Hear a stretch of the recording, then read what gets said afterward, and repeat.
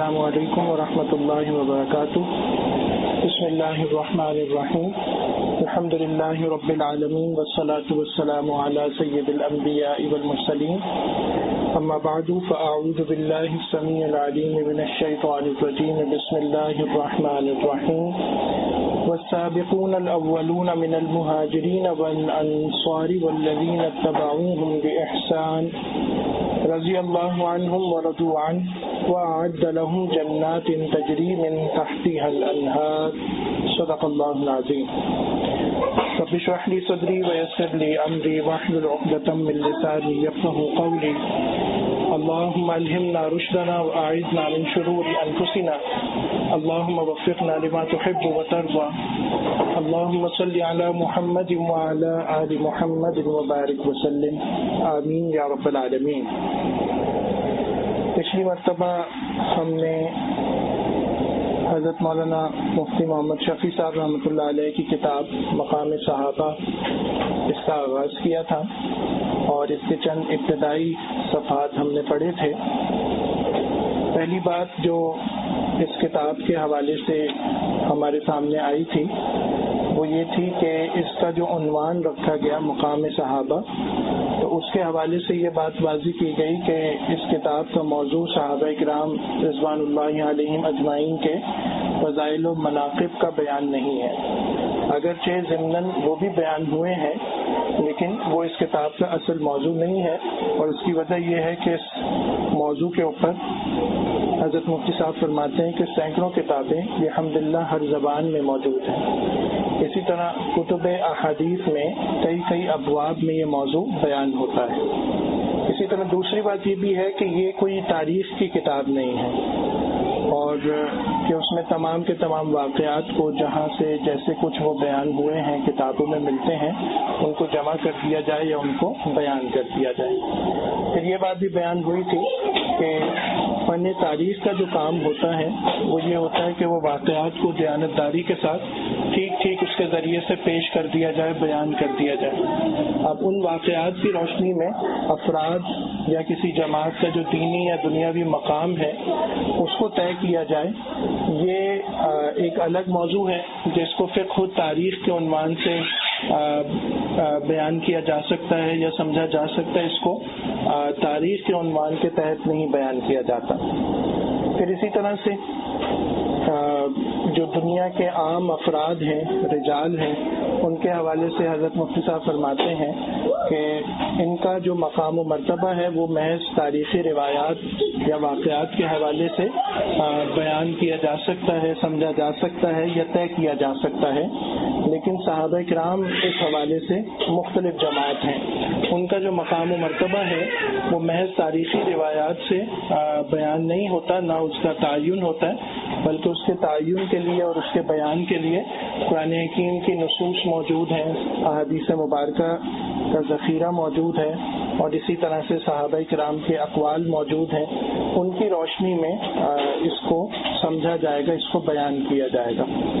اور پھر اس کی ضرورت کے حوالے سے انہوں نے بیان فرمایا کہ اس وقت کچھ حالات ایسے پیدا ہو گئے ہیں کہ ایک فرقہ جو کہ عہد صحابہ میں پیدا ہو گیا تھا اور صحابہ کرام کی شان میں گستاخی کرتا چلا آ رہا ہے، اور اسی بنیاد پر وہ عام امت محمدیہ کے فرقے سے جو ہے وہ منقطع ہے. ان کا تو معاملہ الگ ہے، مگر امت مسلمہ یا اہل سنہ والجماعہ کہلانے والے جو لوگ ہیں ان میں بھی بعض افراد اور گروہ ایسے پیدا ہو رہے ہیں جو کہ صحابہ کرام کے مقام و مرتبے کے حوالے سے یعنی اس متفقہ روش سے اور طریقے سے اور موقف سے ہٹ رہے ہیں جو کہ اہل سنہ والجماعہ کا ایک متفقہ موقف ہے. اور اس کے حوالے سے جو بات بیان ہوئی وہ یہ کہ مغرب سے جو کچھ برآمد ہوا ہے اسلامی ممالک میں، اس کے اندر ایک تحقیق کی وبا بھی ہے کہ ہر موضوع کے اوپر ہر آزادانہ ایک تحقیق کی جائے، اور پھر اسی طرح سے جو بھی نتائج کسی شخص کو سمجھ میں آئے وہ وحی کی تعلیم سے بے نیاز ہو کر ان نتائج تک پہنچ جائے اور اس کو بیان بھی کرے، اور اس کو بڑی جرت کا معاملہ سمجھا جائے اور اس کو تحقیق سمجھا جائے، دیانتداری سمجھا جائے۔ یہ جو بے قید اور آزاد تنقید اور ریسرچ اور تحقیق ہے، اس کے اندر ظاہر سی بات ہے کہ اسلامی آداب اور احترام اور حدود کی رعایت نہیں ہوتی، تو اس کے حوالے سے بھی انہوں نے اس بات کو بیان کیا ہے کہ ہر تحقیق جو ہے وہ مستحسن نہیں ہے، بلکہ بعض تحقیقات ایسی ہیں کہ ان کو پسند بھی نہیں کیا جا سکتا اور وہ درست بھی قرار نہیں دی جا سکتی ہیں۔ پھر اس کے بعد یہ موضوع بیان ہونا شروع ہوا تھا کہ صحابہ کرام کے حوالے سے جو غلط فہمیاں بعض لوگ پیدا کرنے کی کوشش کر رہے ہیں تو اس کا اصل سبب کیا ہے، اور اس حوالے سے چند سطور ہم نے پچھلی نشست میں بھی پڑھی تھی۔ آج ان سطور کو دوبارہ پڑھتے ہوئے پھر انشاءاللہ اس سے آگے موضوع کو ہم جاری رکھیں گے۔ صفحہ نمبر 11 ہے غلط فہمیوں کا اصل سبب۔ اس میں فرماتے ہیں کہ اس دور میں جبکہ پوری دنیا میں اسلامی شاعر کی کھلی توہین، فحاشی اور یعنی حرام خوری، قتل و غارت گری اور باہمی جنگ و جدال مسلمانوں میں طوفانی رفتار سے بڑھ رہا ہے، اور دشمنان اسلام کی ہر جگہ مسلمانوں پر یلغار ہے،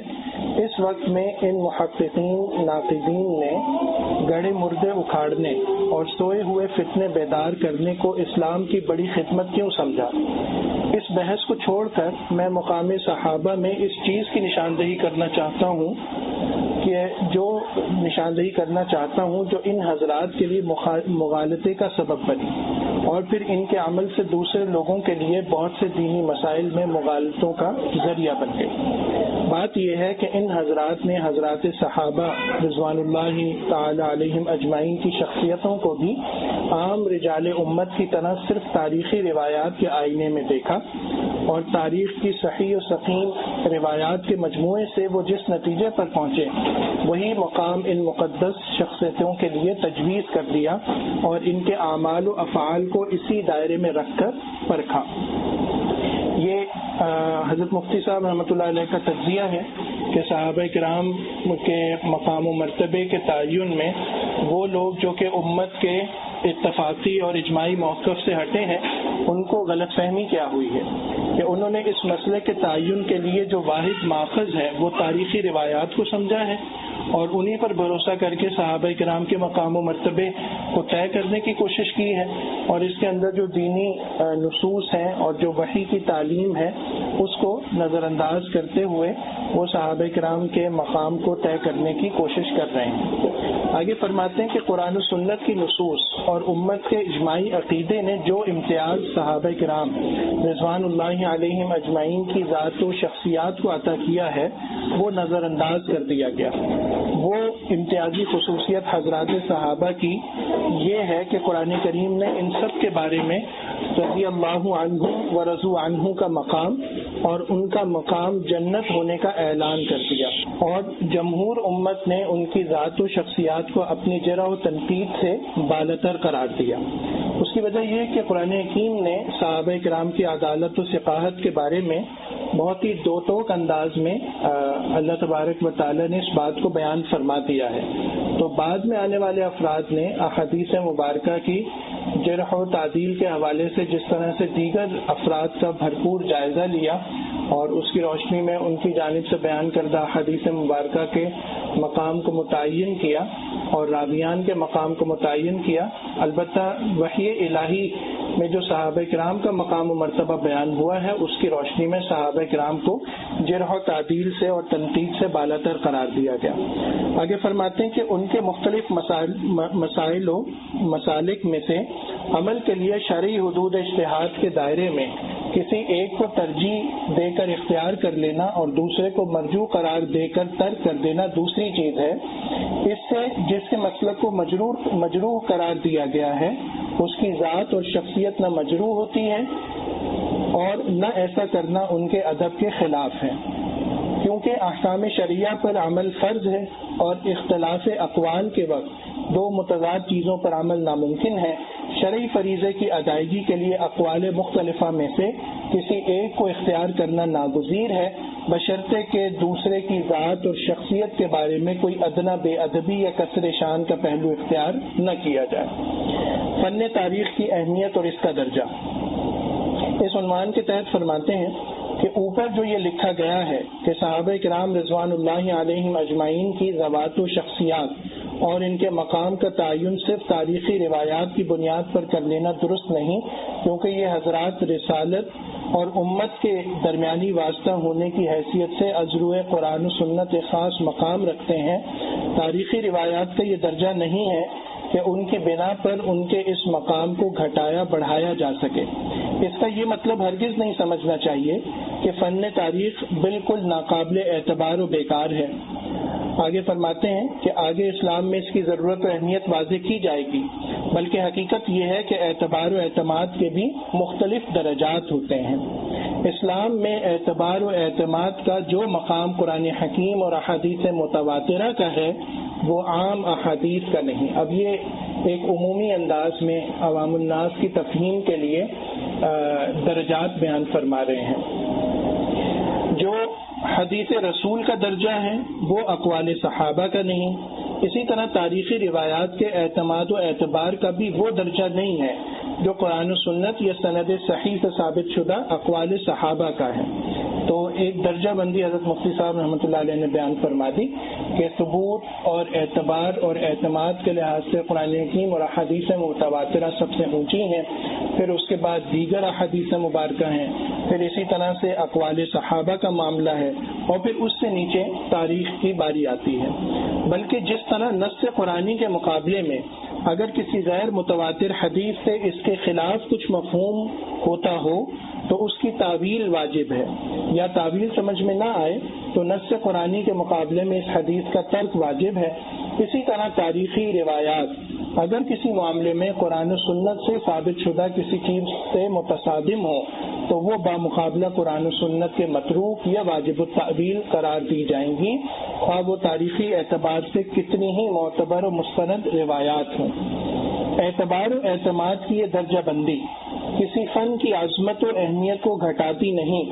البتہ شریعت اور اس کے احکام کی عظمت کو بڑھاتی ہے کہ ان کے ثبوت کے لیے اعتماد و اعتبار کا نہایت اعلیٰ درجہ لازم قرار دیا گیا ہے۔ پھر احکام شرعیہ میں بھی تقسیم کر کے عقائد اسلامیہ کے ثبوت کے لیے ہر شرعی دلیل بھی کافی نہیں سمجھی جاتی جب تک قطعی ثبوت اور قطعی دلالت نہ ہو، یعنی ایسی دلیل کہ جس کا ثابت ہونا بالکل قطعی ہو اور تواتر کے درجے کو یعنی ثبوت اس کے لیے مہیا کیا جا چکا ہو، ایسا ثبوت جو کہ شرعی طور پر بالکل قطعی ہو، اور اسی طرح اس کی دلالت، اس کا مفہوم اور اس کا معنی، اس میں بھی ایک سے زیادہ معنی کا کوئی احتمال یا گنجائش نہ ہو۔ تو عقائد اسلامیہ اس کے لیے جو دلیل چاہیے ہوگی وہ اس درجے کی چاہیے ہوگی۔ باقی احکام عملیہ کے لیے عام احادیث جو قابل اعتماد سند کے ساتھ منقول ہوں وہ بھی کافی ہوتی ہیں۔ فن تاریخ کی اسلامی اہمیت،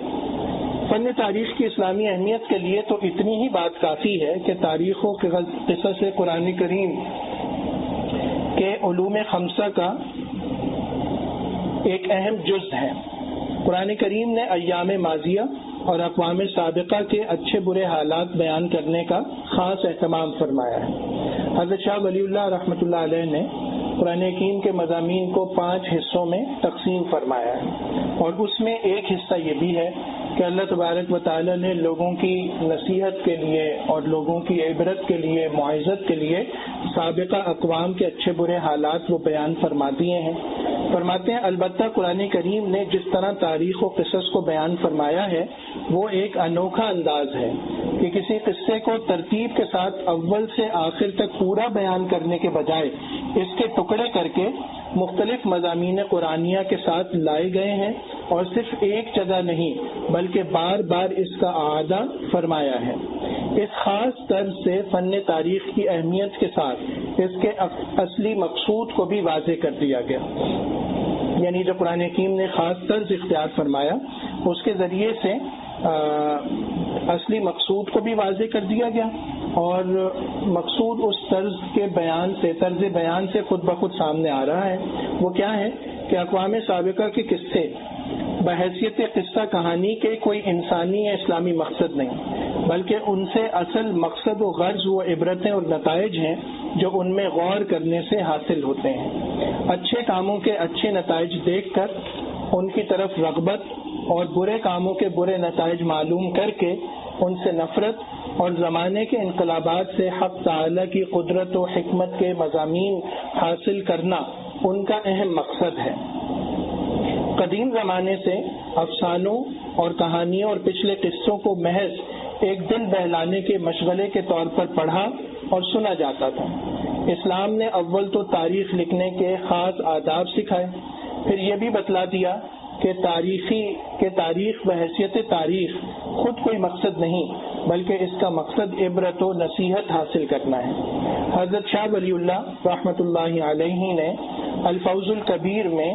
بعض عارفین کا یہ قول نقل کیا ہے کہ لوگوں نے جب تجوید و قراءت کے قواعد کا شغل اختیار کیا تو اس میں ایسے منہمک ہو گئے کہ ساری توجہ حروف ہی کے درست کرنے پر رہنے لگی، نماز میں خشوع اور تلاوت قرآن سے تذکر جو اصل مقصد تھا اس کو فوت کر دیا۔ اسی طرح بعض مفسرین نے جب قصص پر زور دیا اور پوری تفصیلات لکھ دیں تو ان کی کتابوں میں اصل علم تفسیر ان قصوں میں گم ہو گیا۔ یعنی اس کے اندر بھی جو اعتدال ہے اس کی اہمیت بیان کی جا رہی ہے کہ تجوید و قراءت اور قرآن حکیم کے حروف کی درست ادائیگی کو سیکھنا یہ ہر مسلمان کے لیے لازم ہے، اور اس کے اولین فرائض میں سے ہے کہ قرآن حکیم کو درست پڑھنا سیکھے اور اپنی تجوید و قراءت یعنی اس درجے تک اس کی تحصیل اس پر لازم ہے کہ وہ حرام غلطیوں سے کم از کم اپنے آپ کو بچا سکے۔ تو یہ تو ہر شخص کے کرنے کا کام ہے۔ بعض افراد اس کے اندر بہت ہی غلو انہوں نے اختیار کیا تو وہ پھر اپنی صحیح اور جو مقام تھا اور جو صحیح طریقہ تھا اس سے آگے نکل گئے، اور اسی طرح سے قصص کی بہت زیادہ تفصیلات کا بیان کرنا اور پھر یہ کہ اس میں جو اصل مقصد تھا عبرت و نصیحت اس کو گم کر دینا، اس پر بھی ناپسندیدگی کا اظہار ہوا۔ آگے حضرت مفتی صاحب فرماتے ہیں کہ بہرحال قرآن کے علوم خمسہ میں سے قصص و تاریخ بھی ایک اہم علم ہے جس کی تحصیل اپنی حد کے اندر واجب اور بہت بڑی طاعت ہے۔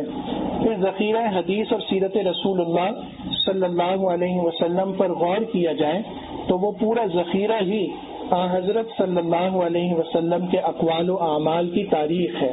اور حدیث کے راویوں میں جب غلط کار یا جھوٹی حدیثیں بنانے والے لوگ شامل ہو گئے تو پورے ذخیرہ حدیث کے روایت کرنے والے راویوں کی تاریخ اور ان کے صحیح اور اصل حالات کا معلوم کرنا حدیث کی حفاظت کے لیے ضروری ہو گیا۔ حضرات ائمہ حدیث نے اس کا بڑا اہتمام فرمایا۔ سفیان ثوری رحمہ اللہ نے فرمایا کہ جب راویوں نے جھوٹ سے کام لیا تو ہم نے ان کے مقابلے میں تاریخ کو سامنے کر دیا، یعنی جو بھی ان کے حالات تھے اور جو بھی ان کی کیفیات تھیں، جو کچھ بھی راویوں سے متعلق تفصیلات جمع ہوئی تھیں، ان کے ذریعے سے روات کے مقام و مرتبے کا تعین وہ کر دیا گیا جو کہ صحابہ کرام کے بعد میں آنے والے تھے۔ فرماتے ہیں کہ تاریخ کا یہ حصہ جس کا تعلق حدیث کے راویوں اور ان کے ثقہ و غیر ثقہ، قوی یا ضعیف ہونے سے ہے،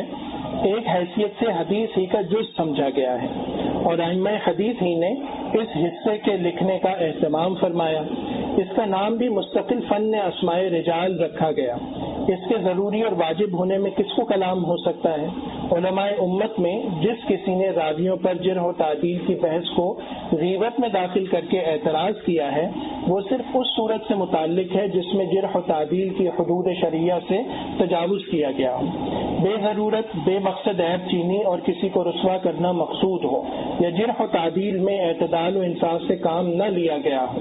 ورنہ روات حدیث کی ضروری اور معتدل تنقید تو ایسی چیز ہے کہ اس کے بغیر ذخیرہ حدیث ہی کا اعتبار نہیں رہ سکتا۔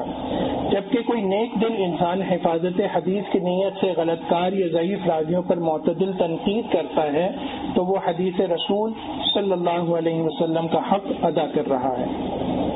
جرح و تعدیل کے مشہور امام یحییٰ بن سعید قطان رحمۃ اللہ علیہ سے کسی نے کہا کہ آپ خدا سے نہیں ڈرتے کہ جن لوگوں کو آپ کذاب یا غیر ثقہ یا ضعیف کہتے ہیں وہ قیامت کے روز آپ کے خلاف مخاصمہ کریں؟ یہ جو 3 اصطلاحات آئیں یہ فن اسماء رجال سے متعلق ہیں، راویوں کے درجات کے تعین سے متعلق ہیں کہ کذاب یا غیر ثقہ یا ضعیف۔ تو فرمانے لگے کہ قیامت کے روز یہ لوگ میرے خلاف احتجاج کریں، یہ اس سے بہتر ہے کہ رسول اللہ صلی اللہ علیہ وسلم مجھ سے یہ مطالبہ فرماویں کہ میری حدیث میں جن لوگوں نے کمی بیشی کی تھی تم نے اس کی مدافعت کیوں نہیں کی۔ البتہ حضرات محدثین نے جس طرح اس ضرورت کا احساس کیا کہ حدیث کے راویوں کی پوری چھان بین کی جائے، صادق، کاذب، ثقہ، غیر ثقہ، قوی، ضعیف کو کھول کر واضح کر دیا جائے، اسی طرح اس کام کو حدود شرعیہ میں رکھنے کے لیے چند ضروری شرائط بھی رکھی ہیں جن کو حافظ عبد الرحمن سخاوی رحمہ اللہ نے اپنی تاریخ کے موضوع پر اپنی مستقل کتاب الاعلان بالتوبیخ لمن ذم التواریخ میں تفصیل سے بیان کر دیا ہے، جن میں سب سے پہلی شرط صحت نیت ہے کہ کسی راوی کا عیب ظاہر کرنا، اس کو بدنام کرنا فی نفسہ ہی مقصود نہ ہو بلکہ مقصد اس کی خیر خواہی اور حدیث کی حفاظت ہو۔ دوسرے یہ کہ صرف اس شخص کے متعلق یہ کام کیا جائے جس کا تعلق کسی حدیث کی روایت سے یا کسی فرد یا جماعت کے نفع نقصان سے ہے، اور جس کے اظہار سے اس شخص کی اصلاح یا لوگوں کا اس کے ضرر سے بچنا متوقع ہو، ورنہ فضول کسی کے عیوب کو مشغلہ بنانا کوئی دین کا کام نہیں۔ تیسرے یہ کہ اس میں بھی صرف بقدر ضرورت پر اکتفا کرے، فلاں ضعیف ہے یا غیر ثقہ ہے یا روایت گھڑنے والا ہے، ضرورت سے زائد الفاظ عیب سے اجتناب کیا جائے، اور جو کچھ کہا جائے مقدور بھر پوری تحقیق کے بعد کہا جائے۔ جنہوں تعدیل کے بڑے امام عبد المدینی رحمہ اللہ سے کچھ لوگوں نے ان کے باپ کے متعلق پوچھا کہ وہ روایت حدیث میں کس درجے کے ہیں، تو فرمایا کہ یہ بات میرے سوا کسی اور آدمی سے پوچھو، مگر ان لوگوں نے اصرار کیا کہ ہم آپ ہی کی رائے معلوم کرنا چاہتے ہیں، تو کچھ دیر سر جھکا کر بیٹھ گئے، سوچتے رہے، اس کے بعد سر اٹھا کر فرمایا هو الدین انہ ضعیف، یعنی فرمایا کہ یہ دین کی بات ہے اس لیے کہتا ہوں کہ وہ ضعیف ہے۔ یہ حضرات ہیں جو دین کے ادب کے ساتھ رجال کے ادب اور حدود کی رعایت کے جامع تھے۔ اب دیکھیے حضرت مفتی صاحب رحمۃ اللہ علیہ نے جو بات فرمائی ہے کہ دین کے ادب کے ساتھ رجال کے ادب اور حدود کی رعایت کے جامع تھے، تو یہ شے انسان کے اندر اس کے باطن اور اس کے نفس کے تزکیے سے پیدا ہوتی ہے کہ وہ اپنی سوچ کو، اپنے جذبات کو اور اسی طرح اپنی زبان سے بولے جانے والے الفاظ کے حوالے سے یہ قابو رکھتا ہو اور یہ جانتا ہو علم دین کی روشنی میں کہ کب کیا بولا جائے اور کس حد تک بولا جائے تو وہ شریعت کے مطابق ہوگا، اور کہاں اس سے زائد اگر کچھ بولا جائے اور کسی غلط نیت سے بولا جائے تو وہ دینی لحاظ سے مذموم ہوگا۔ اور یہ سب کچھ جو ہمارے بزرگوں کے ہاں ہمیں ملتا ہے یہ وہ تزکیہ تھا اور ان کے یعنی باطن کی وہ صفائی تھی جو انہوں نے اپنے وقت کے جو شیوخ تھے اور اسی طرح سے جو صوفیاء تھے ان کی خدمت میں رہ کر یہ کمالات اور یہ باطنی صفائی کا اہتمام اپنے لیے کیا تھا۔ فرماتے ہیں حضرت مفتی صاحب کہ ان کے والد روایت حدیث میں ضعیف تھے۔ شروع میں چاہا کہ اس سوال کا جواب ان کی زبان سے نہ ہو، جب اصرار کیا گیا تو ادب دین کی روایت مقدم ہو گئی، حقیقت کا اظہار کیا، مگر صرف بقدر ضرورت لفظوں میں، ضرورت سے زائد ایک لفظ نہیں بولا۔ خلاصہ یہ ہے کہ تاریخ کا وہ حصہ جس کا تعلق حفاظت حدیث سے ہے، یعنی اس کے راویوں پر تنقید اور جرح و تعدیل اور ان کے حالات کا بیان، تو یہ تو ان علوم ضروریہ میں سے ہیں جس پر حدیث رسول اللہ صلی اللہ علیہ وسلم کا حجت شرعی ہونا موقوف ہے۔ اس لیے اس کے واجب اور ضروری ہونے میں کسی کو کلام نہیں ہو سکتا، اور تاریخ کا یہ خاص حصہ اپنی مخصوص اہمیت کے پیش نظر مورخین کے نزدیک یہی ایک مستقل قسم اسماء الرجال کے نام موسوم ہو کر علیحدہ کر دیا گیا ہے۔ اب کلام اس تاریخ عام میں رہ گیا جس کو عرف عام میں تاریخ کہا جاتا ہے، جس میں تخلیق کائنات اور حبوط آدم علیہ السلام سے لے کر اپنے وقت تک تمام زمینی اور آسمانی واقعات، اقالیم عالم اور ملکوں، خطوں اور ان میں پیدا ہونے والے اچھے برے لوگوں کے، خصوصاً انبیاء و صلحاء اور ملوک و رؤساء کے عام اچھے برے حالات، دنیا کے انقلابات، جنگیں اور فتوحات وغیرہ کا ایک جہان ہوتا ہے، یہ تاریخی حکایات جمع کرنے اور رکھنے کا دستور تو بہت پرانا ہے۔ ہر ملک، ہر خطے اور طبقے کے لوگوں میں اس طرح کی حکایات سینہ بسینہ بھی اور کچھ کتاب میں بھی منقول چلی آتی ہیں، لیکن عام طور پر اسلام سے پہلے یہ بغیر کسی تنقیح و تحقیق کے سنی سنائی باتوں اور افسانوں اور کہانیوں کے ایک غیر مستند مجموعے کے سوا کچھ نہ تھا۔ اسلام نے دنیا میں سب سے پہلے کسی روایت کے لیے سند و اسناد کی ضرورت اور اس کی تنقیح و تحقیق کو ضروری قرار دیا۔ قرآن کریم نے خود اس کی ہدایت کی، فرمایا ان جاءکم فاسق بنبأ فتبینوا، یعنی کوئی غیر معتبر آدمی تمہارے پاس کوئی خبر لائے تو اس کی تحقیق کر لو۔ رسول اللہ صلی اللہ علیہ وسلم کی تعلیمات اور آپ کے اقوال و افعال کو کتابوں میں منضبط کرنے والوں نے اس خاص طریق کے ایک سے زیادہ فنون بنا دیے، جس سے حدیث رسول اللہ صلی اللہ علیہ وسلم کی حفاظت تو ہو ہی گئی، دوسری چیزوں میں بھی نقل و روایت کے اصول بن گئے۔ دنیا کی عام تاریخیں بھی جو مسلمانوں نے لکھنا شروع کی، ان میں بھی جہاں تک ممکن ہوا ان اصول روایت کی رعایت رکھی گئی۔ اس طرح یہ کہا جائے تو کوئی مبالغہ نہیں کہ تاریخ کو ایک معتبر مستند فن کی حیثیت دینے والے مسلمانوں ہی نے دنیا کو تاریخ لکھنے اور اس کی تنقیح کا سبق دیا۔ علماء امت جنہوں نے قصص الانبیاء اور پھر روایات حدیث کو بہت سی چھلنیوں میں چھان کر نہ صرف جھوٹ سچ کو الگ الگ کر دیا، بلکہ سچ اور معتبر روایات میں بھی درجات اعلیٰ و ادنا قائم کر دیے، اور حدیث سے متعلق تاریخ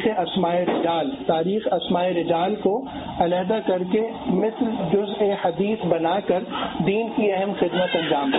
انہی حضرات نے عام تاریخ عالم، ملکوں اور بادشاہوں اور زمین کے مختلف حصوں کی تاریخ و جغرافیہ لکھنے پر بھی خاص توجہ مبذول فرمائی، اور بڑے بڑے ائمہ حدیث و تفسیر اور اکابر علماء و فقہائے امت نے مختلف انواع و اقسام کی تاریخیں لکھی،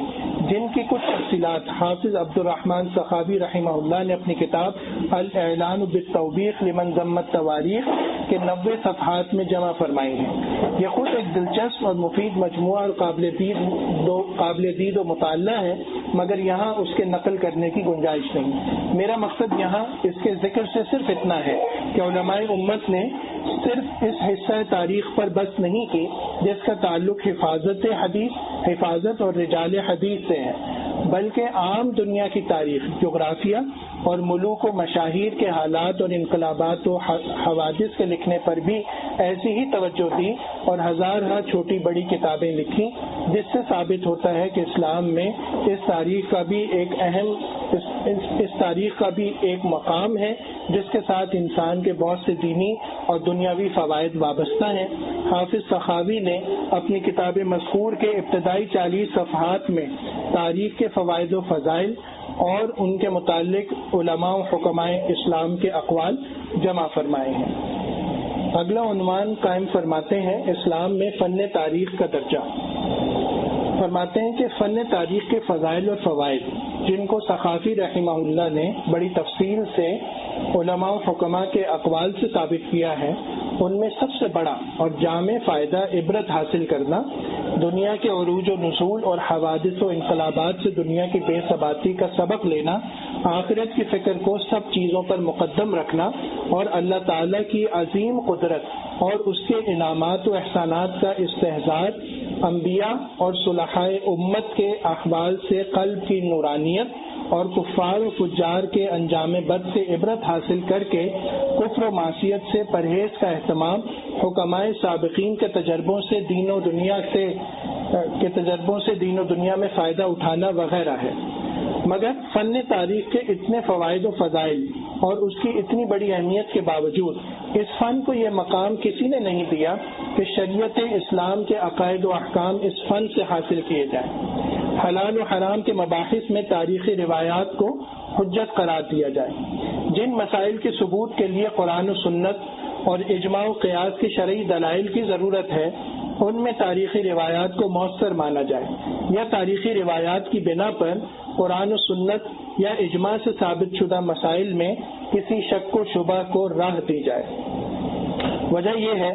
کہ اسلامی تاریخ اگرچہ زمانہ جاہلیت کی تاریخوں کی طرح بالکل بے سند ناقابل اعتبار کہانیاں نہیں ہیں، بلکہ علماء امت نے تاریخ میں بھی مقدور بھر اصول روایت کی رعایت کر کے اسے مستند و معتبر بنانے کی کوشش کی ہے، لیکن فن تاریخ کے متعلق اور اس سے اپنے مقاصد میں کام لینے کے وقت دو باتوں کو نظر انداز نہیں کرنا چاہیے، اور جس نے ان دو باتوں کو نظر انداز کیا وہ فن تاریخ کو غلط استعمال کر کے بہت سے گمراہ کن مغالطوں میں مبتلا ہو سکتا ہے۔ اب پہلی بات یہ جو دو باتیں ہیں جن کو نظر انداز نہیں کرنا چاہیے، ان میں سے پہلی بات کا بیان فرما رہے ہیں اور اس کا عنوان قائم فرمایا ہے روایات حدیث اور روایات تاریخ میں زمین آسمان کا فرق عظیم۔ فرماتے ہیں حضرت مفتی صاحب، پہلی بات یہ ہے کہ رسول اللہ صلی اللہ علیہ وسلم کی احادیث یعنی آپ کے اقوال و اعمال کو جس صحابی نے سنا یا دیکھا ہے اس کو بحکم رسول صلی اللہ علیہ وسلم خدا کی ایک امانت قرار دیا ہے جس کا امت کو پہنچانا ان کی ذمہ داری تھی۔ رسول اللہ صلی اللہ علیہ وسلم نے ارشاد فرمایا بلغوا عنی ولو آیۃ، یعنی میری احادیث امت کو پہنچا دو اگرچہ وہ ایک آیت ہی ہو۔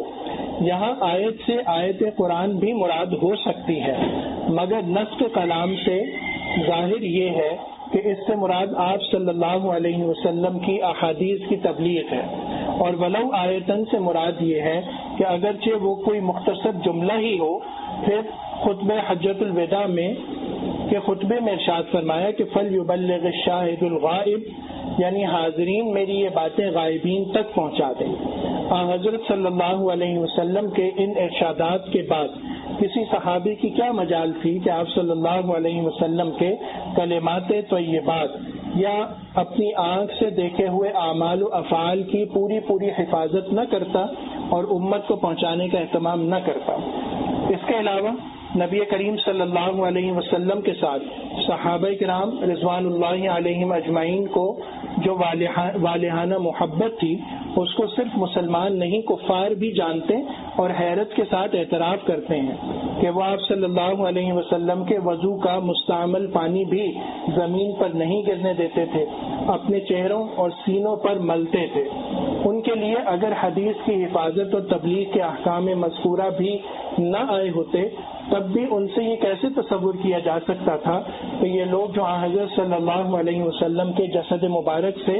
علیحدہ ہونے والے بالوں کی، آپ صلی اللہ علیہ وسلم کے پرانے ملبوسات کی جان سے زیادہ حفاظت کریں، اور جو آپ صلی اللہ علیہ وسلم کے وضو کے مستعمل پانی کو ضائع نہ ہونے دیں، وہ تعلیمات رسول اور آپ صلی اللہ علیہ وسلم کی احادیث کی حفاظت کا اہتمام نہ کرتے۔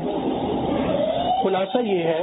کہ اول تو خود صحابہ کرام رضوان اللہ علیہم اجمعین کی والہانہ محبت اس کی داعی تھی کہ آپ صلی اللہ علیہ وسلم کے ایک ایک کلمے، ایک ایک حدیث کی اپنی جان سے زیادہ حفاظت کریں۔ اس پر مزید آپ صلی اللہ علیہ وسلم نے احکام مذکورہ جاری فرما دیے۔ اس لیے 1,00,000 سے زائد تعداد کی یہ فرشتہ صفت مقدس جماعت صرف ایک ذات رسول صلی اللہ علیہ وسلم کے اقوال و افعال کی حفاظت اور اس کی تبلیغ کے لیے سرگرم عمل ہو گئی۔ ظاہر ہے کہ یہ بات نہ کسی دوسرے بڑے سے بڑے بادشاہ کو نصیب ہو سکتی ہے، نہ حضرت صلی اللہ علیہ وسلم کے سوا کسی اور شخصیت کو کہ اس کی ہر بات کو غور سے سن کر ہمیشہ یاد رکھنے کی اور پھر لوگوں تک پہنچانے کی کسی کو فکر ہو۔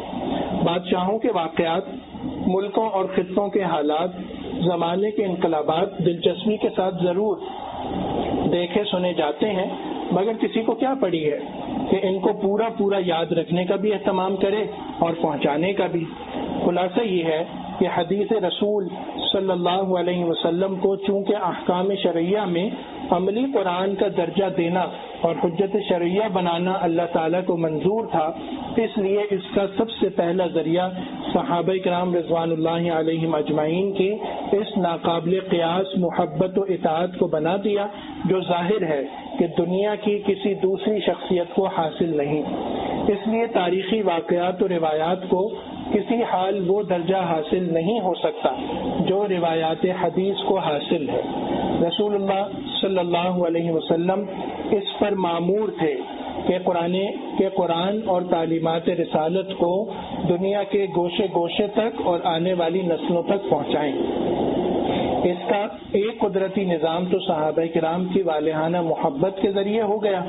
دوسرا قانونی انتظام نہایت حکیمانہ اصول پر رسول اللہ صلی اللہ علیہ وسلم نے یہ فرمایا کہ ایک طرف تو ہر صحابی پر فرض کر دیا کہ جو کچھ دین کی بات رسول اللہ صلی اللہ علیہ وسلم سے سنیں یا عمل کرتے دیکھیں وہ امت کو پہنچائیں،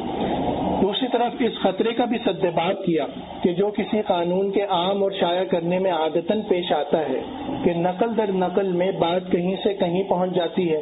اور اصل حقیقت غائب ہو جاتی ہے۔ اس کا انتظام آپ صلی اللہ علیہ وسلم نے اس ارشاد سے فرمایا کہ من کذب علی متعمدا فلیتبوأ مقعدہ من النار، یعنی جو شخص جان بوجھ کر میری طرف کوئی غلط بات منسوخ کرے تو سمجھ لینا چاہیے کہ اس کا ٹھکانہ جہنم ہے۔ اس وعید شدید نے صحابہ کرام اور ما بعد کے علماء حدیث کو نقل روایت میں ایسا محتاط بنا دیا کہ جب تک نہایت کڑی تنقید و تحقیق کے ساتھ کسی حدیث کا ثبوت نہ ملے اس کو آپ صلی اللہ علیہ وسلم کی طرف منسوخ کرنے سے گریز کیا۔ بعد میں آنے والے وہ حضرات محدثین جنہوں نے حدیث کی ابواب و فصول کی صورت میں تدوین و تصنیف کا کام کیا، ان سب حضرات نے اپنی لکھی ہوئی اور یاد کی ہوئی لاکھوں حدیثوں میں سے ایسی کڑی تنقید و تحقیق کے ساتھ صرف چند ہزار حدیثوں کو اپنی کتاب میں جگہ دی۔ تدریب الراوی صفحہ 12 میں علامہ سیوطی رحمہ اللہ نے لکھا ہے کہ امام بخاری رحمہ اللہ نے فرمایا 1,00,000 صحیح حدیث صحیح اور 2,00,000 غیر صحیح حفظ یاد ہیں، انہی سے صحیح بخاری کا انتخاب کیا ہے، چنانچہ صحیح بخاری میں کل غیر مکرر احادیث 4,000 ہیں۔ امام مسلم رحمہ اللہ نے فرمایا میں نے 3,00,000 احادیث میں سے انتخاب کر کے اپنی کتاب صحیح لکھی ہے، اس میں بھی صرف 4,000 احادیث غیر مکرر ہیں۔ ابو داؤد رحمہ اللہ فرماتے ہیں کہ میں نے رسول اللہ صلی اللہ علیہ وسلم کی 5,00,000 احادیث لکھی ہیں جن میں سے انتخاب کر کے سنن مرتب کی ہے جس میں 4,000 احادیث ہیں۔ امام احمد رحمہ اللہ نے فرمایا کہ میں نے مسند احمد کی احادیث کو 7,50,000 احادیث میں سے انتخاب کیا ہے۔ اس طرح قدرتی اسباب اور رسول اللہ صلی اللہ علیہ وسلم کے حکیمانہ انتظام کے سائے میں احادیث رسول اللہ صلی اللہ علیہ وسلم کی روایات حدیث ایک خاص شان احتیاط کے ساتھ جمع ہو کر کتاب اللہ کے بعد دوسرے درجے کی حجت شرعی بن گئی۔ اس کے بعد اگلا عنوان قائم فرماتے ہیں کہ لیکن دنیا کی عام تاریخ کو نہ یہ مقام حاصل ہو سکتا تھا نہ ہے، کیونکہ اول تو لوگوں کو عام وقائع اور حوادث یاد رکھنے، پھر ان کو لوگوں تک پہنچانے کا اتنا اہتمام کرنے کی کوئی وجہ نہیں تھی۔ دوسرے کتب تاریخ کی تصنیف کرنے والے اگر تاریخی روایات کو اس معیار پر جانچتے جس پر روایات حدیث کو جانچا تولا ہے اور اتنی ہی کڑی تنقید و تحقیق کے ساتھ کوئی تاریخی روایت درج کتاب کرتے تو ذخیرہ حدیث میں اگر 4,03,000-4 ہزار کا انتخاب ہوا تو تاریخی روایات میں وہ 400 بھی نہ رہتی۔ اس طرح 99% تاریخی روایات نسیہ منسیہ ہو جاتی اور بہت سے دینی اور دنیاوی فوائد جو ان روایات سے متعلق تھے وہ مفقود ہو جاتے۔ یہی وجہ ہے کہ ائمہ حدیث جن کی کتابیں حدیث میں اصول معتمد علیہ کا درجہ رکھتی ہیں، ان میں وہ جن راویوں کو ضعیف قرار دے کر ان کی روایت چھوڑ دیتے ہیں، جب وہ تاریخ کے میدان میں آتے ہیں تو ان ضعیف راویوں کی روایات بھی شامل کتاب کر لیتے ہیں۔ واقدی اور سیف بن عمر وغیرہ ائمہ حدیث نے حدیث کے معاملے میں ضعیف بلکہ اس سے بھی زیادہ مجروح کہا ہے، مگر تاریخی معاملات مغازی و سیر میں وہی ائمہ حدیث ان کی روایات نقل کرنے میں کوئی رکاوٹ محسوس نہیں کرتے۔ حدیث اور تاریخ کے اس فرق کو ان حضرات نے بھی اپنی کتابوں میں تسلیم کیا ہے، جنہوں نے تاریخی روایات کے بھروسے صحابہ کرام کا مقام متعین کرنے اور ان کی شخصیتوں پر الزامات لگانے کا غلط راستہ اختیار کیا ہے۔ اس لیے اس فرق پر مزید بحث کو طول دینے کی ضرورت نہیں۔ خلاصہ یہ ہے کہ عام دنیا کی تاریخ اور اس میں مدون کی ہوئی کتابیں فن حدیث، فقہ یا عقائد کی طرح شریعت اسلام کے عقائد و احکام سے بحث کرنے والا کوئی فن نہیں ہے جس کے لیے روایات کی تنقیح و تنقید کی سخت ضرورت ہو اور کھرے کھوٹے کو ممتاز کیے بغیر مقصد حاصل نہ ہو۔ اس لیے فن تاریخ میں ہر طرح کی قوی و ضعیف اور صحیح و سقیم روایتیں بغیر نقد و تبصرہ کے جمع کر دینے میں کوئی مذائقہ نہیں سمجھا گیا۔ علوم قرآن و سنت کے ماہر وہی علماء جو تنقید و تحقیق اور جرح و تعدیل کے امام مانے گئے ہیں، جب فن تاریخ پر کوئی کتاب،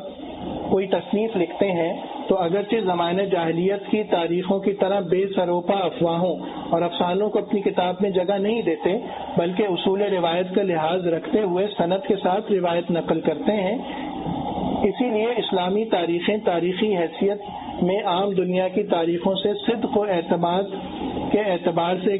ایک ممتاز مقام رکھتی ہیں، لیکن تاریخ میں وہ راویوں کے حالات کی چھان بین اور اس جرح و تعدیل سے کام نہیں لیتے جو فن حدیث وغیرہ میں استعمال کی جاتی ہے۔ جیسا کہ اوپر عرض کیا گیا کہ اگر فن تاریخ میں اس طرح کی چھان بین کی جاتی تو 99% تاریخ دنیا سے گم ہو جاتی، اور جو فوائد عبرت و حکمت اور تجارب عالم کے اس فن سے وابستہ ہیں ان سے دنیا محروم ہو جاتی۔ دوسرے جن عقائد و احکام شریعہ کے مقاصد اس سے وابستہ نہیں تو اس احتیاط و تنقید کی ضرورت بھی نہیں تھی۔ اس لیے حدیث اور جرح و تعدیل کے ائمہ نے بھی فن تاریخ میں توسع سے کام لیا۔ ضعیف و قوی اور ثقہ و غیر ثقہ ہر طرح کے لوگوں کی روایتیں اس میں جمع کرتی۔ خود ان حضرات کی تصریحات اس پر شاہد ہیں۔ حدیث و اصول حدیث کے مشہور امام ابن صلاح رحمہ اللہ نے اپنی کتاب علوم الحدیث میں فرمایا کہ مورخین میں یہ بات غالب ہے کہ روایات کثیرہ جمع کرتے ہیں جن میں صحیح و سقیم ہر طرح کی روایات خلط ملط ہوتی ہیں۔ تدریب الراوی میں سیوطی رحمہ اللہ نے بعینہ ہی یہی بات لکھی ہے۔ اسی طرح فتح المغیث وغیرہ میں بھی یہی بات نقل کی گئی ہے۔ ابن کثیر رحمہ اللہ جو حدیث و تفسیر کے مشہور امام اور بڑے ناقد معروف ہیں، روایات میں تنقید و تحقیق ان کا خاص امتیازی وصف ہے، مگر جب یہی بزرگ تاریخ پر کتاب البدایہ والنہایہ لکھتے ہیں تو تنقید کا وہ درجہ باقی نہیں رہتا۔ خود البدایہ والنہایہ میں بعض تاریخی روایات درج کرنے کے بعد لکھتے ہیں کہ اس کی صحت میرے نزدیک مشتبہ ہے، مگر مجھ سے پہلے ابن جریر رحمہ اللہ وغیرہ یہ روایت نقل کرتے آئے ہیں، اس لیے میں نے بھی نقل کر دیا۔ اگر وہ ذکر نہ کرتے تو میں بھی ان کو اپنی کتاب میں نہ لاتا۔ ظاہر ہے کسی حدیث کی تحقیق میں وہ یہ ہرگز نہیں کہہ سکتے تھے کہ اس کی صحت مشتبہ ہونے کے باوجود چونکہ پہلے کسی بزرگ نے لکھا ہے اس لیے لکھتا ہوں۔ یہ تاریخ ہی کا اپنا مقام تھا کہ اس میں ابن کثیر رحمہ اللہ نے اس توسع کو جائز قرار دیا، اور یہ اس کے باوجود ہے کہ ابن کثیر رحمہ اللہ نے البدایہ میں بہت سے مقامات پر طبری رحمہ اللہ کی روایت پر تنقید کر کے رد بھی کر دیا ہے۔ یہ سب باتیں اس کی شہادت ہیں کہ فن تاریخ میں ان حضرات ناقدین نے بھی یہی مناسب سمجھا ہے کہ کسی واقعے کے متعلق جتنی روایات ملتی ہیں سب کو جمع کر دیا جائے، ان پر جرح و تعدیل اور نقد و تبصرہ اہل علم کے لیے چھوڑ دیا جائے، اور یہ کسی خاص شخص کی اتفاقی غلطی نہیں بلکہ تمام ائمہ فن کی سوچی سمجھی روش تاریخ میں یہی ہے کہ فن تاریخ میں صحیح و سقیم روایات کو بلا تنقید ذکر کر دینا کوئی عیب نہیں، کیونکہ وہ جانتے ہیں کہ ان روایات سے دین کے عقائد و احکام شریعہ تو ثابت کرنا نہیں، عبرت و نصیحت اور تجارب اقوام وغیرہ کے فوائد حاصل کرنا ہے، وہ یوں بھی ہو سکتے ہیں۔ اور اگر کوئی شخص ان تاریخی روایات سے ایسے کسی مسئلے پر استدلال کرنا چاہتا ہے جس کا تعلق اسلامی عقائد یا احکام عملیہ سے ہے تو اس کی اپنی ذمہ داری ہے کہ روایات کی تنقید اور راویوں پر جرح و تعدیل کا وہی ضابطہ اختیار کرے جو حدیث کی روایات میں لازم و ضروری ہے. اس کے بغیر اس کا استدلال جائز نہیں، اور یہ کہنا کہ کسی بڑے ثقہ اور امام حدیث کی کتاب تاریخ میں یہ روایت درج ہے اس کو اس ذمہ داری سے سبکدوش نہیں کرتا. انشاءاللہ آئندہ کی نشست میں ہم اس سے اگلے حصے کو پڑھیں گے. آج ہمارے سامنے یہ بات آ گئی کہ فن تاریخ میں اور روایات حدیث میں فرق کیا ہے، اور کس طرح سے روایت حدیث کے لیے ایک بہت ہی سخت اور کڑا معیار رکھا گیا اور کیوں رکھا گیا اس کی وجوہات بھی سامنے آ گئی، اور فن تاریخ میں کس طرح توسع سے کام لیا گیا اور کیوں کام لیا گیا اس کی وجوہات سامنے آئی ہیں. اور ابھی یہ موضوع انشاءاللہ آگے جاری ہے جس کو ہم اگلی نشست میں جاری رکھیں گے. سبحانک اللہم و بحمدک نشہد ان لا الہ الا انت نستغفرک و نتوب الیک.